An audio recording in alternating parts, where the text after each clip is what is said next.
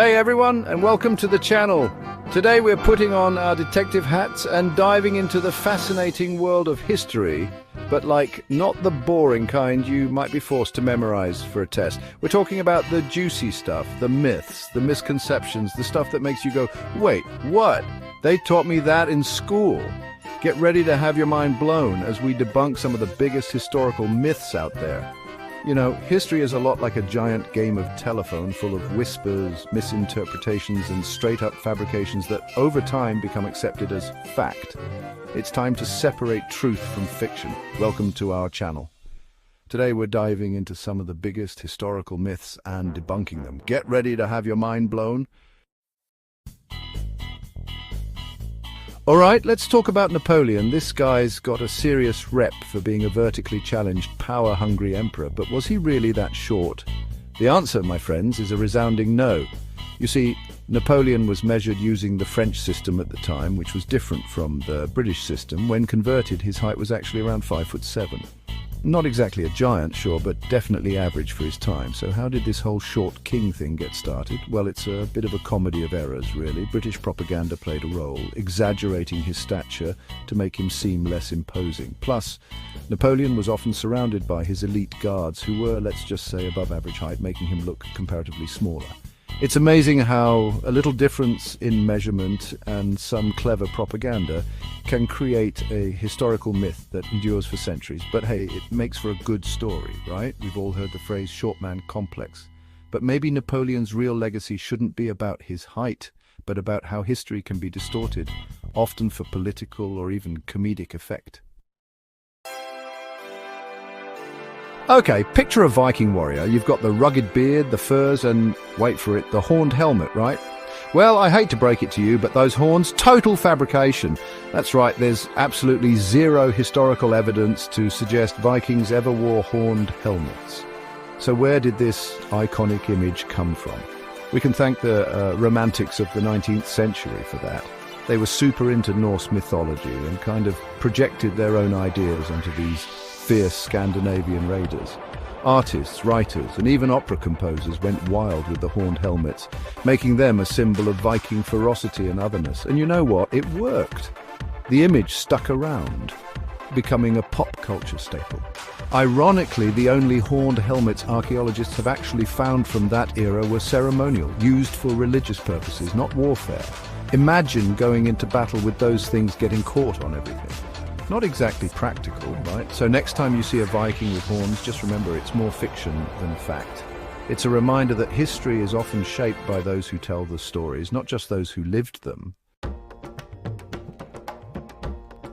The Great Wall of China, a monumental feat of engineering, centuries in the making and not visible from space. Yep, you heard that right. This is one of those myths that sounds cool, but just doesn't hold up to actual science. It's been debunked by astronauts themselves, who've confirmed that while you can see plenty of amazing things from orbit, the Great Wall isn't one of them. It's just too narrow and blends in too well with the surrounding landscape, especially with the naked eye. So how did this misconception take root? Well, it's a bit like a game of historical telephone. The idea has been around since at least the 18th century, way before space travel was even a thing. People just assumed that something so massive must be visible from extraordinary distances. It's a testament to the enduring power of human imagination, I guess. We love the idea of something so grand, so symbolic of human achievement being visible from the heavens, but reality, as is often the case, is a bit more down to earth. All right, let's talk about Christopher Columbus. We've all been taught the rhyme. In 1492, Columbus sailed the ocean blue. He set sail, discovered America, and the rest is history, right? Well, not quite. This is probably one of the most pervasive and harmful historical myths out there. First of all, Columbus absolutely did not discover America. The continent was already inhabited by indigenous peoples with rich cultures and histories that existed for centuries before Columbus even set foot there. Secondly, Columbus wasn't even the first European to reach the Americas. Viking explorers, led by Leif Erikson, had already established a settlement in North America around 500 years earlier. So why is Columbus credited with discovering a land that was already home to millions of people? Well, it's complicated. Part of it has to do with European colonialism and the desire to control the narrative of history. Columbus's voyages marked the beginning of European colonization of the Americas, a period marked by violence, exploitation, and the decimation of indigenous populations. It's important to remember that history is often told from the perspective of the victors.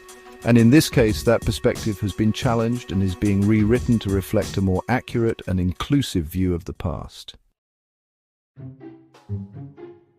Let them eat cake? This quote, often attributed to Marie Antoinette, has become a symbol of her supposed indifference to the plight of the poor. But did she actually say it? Historians are pretty much in agreement. Nope, she didn't. The quote itself had been floating around for decades before Marie Antoinette even came on the scene. It was often attributed to other aristocratic figures, and there's no solid evidence that Marie Antoinette ever uttered those words. So how did this myth become so ingrained in our collective memory? Well, Marie Antoinette was an easy target. As the Queen of France during the French Revolution, she was a symbol of the extravagance and inequality that fueled the revolution. Propaganda at the time painted her as out of touch and callous, a narrative that fit perfectly with the apocryphal cake quote.